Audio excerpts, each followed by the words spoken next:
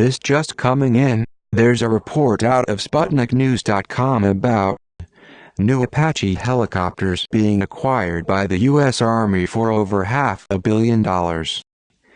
The report states, the U.S. Army will acquire new Apache helicopters for over $500 million. Details are still coming in.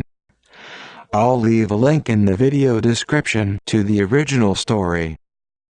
Historically, the Army has spent vast sums of money on all kinds of weapons and weapon systems. For more information on this and other stories, please subscribe. For the most up-to-date videos, add me on Twitter, all one word, @GlobalPostWatch. Thank you.